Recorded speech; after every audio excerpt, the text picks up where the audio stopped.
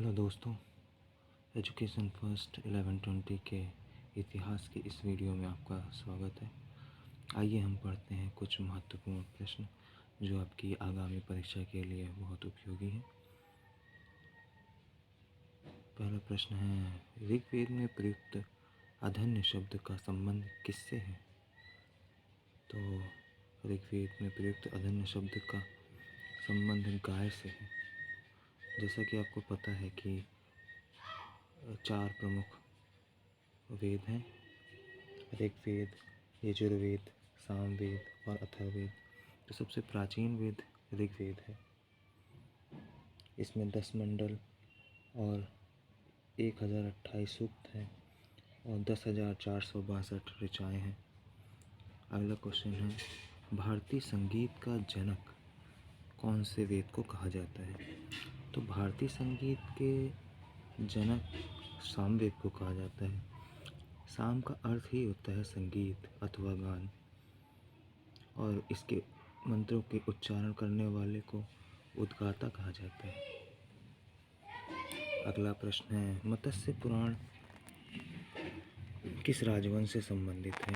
तो मत्स्य पुराण आंध्र सातवाहन से संबंधित है। और 2 अन्य पुराण हैं प्रमुख, जो जैसे विष्णु पुराण वो मौर्य वंश से संबंधित है और वायु पुराण गुप्त वंश से संबंधित है। अगला प्रश्न है, कौन सा वेद कन्याओं के जन्म की निंदा करता है? तो अथर्ववेद है। ऐसा कहा जाता है कि अथर्ववेद में कन्याओं के जन्म की निंदा की गई है।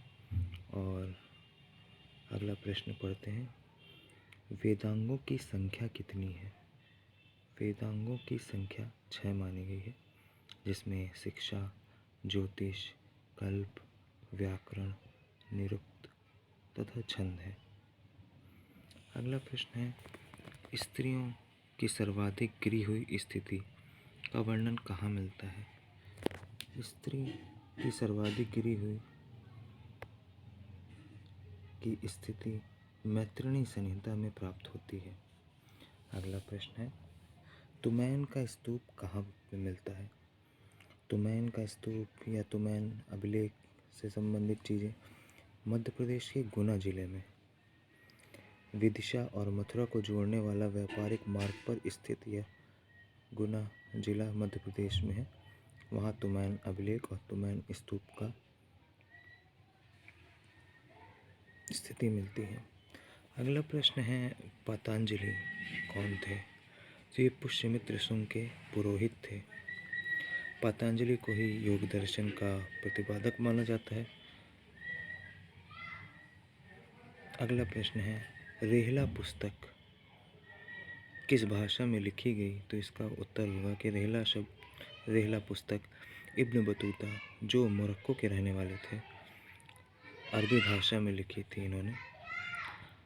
अगला प्रश्न है, इत्सिंग चीनी यात्री भारत कब आया था? तो चीनी यात्री इत्सिंग 7वीं शताब्दी के अंत में भारत आया था।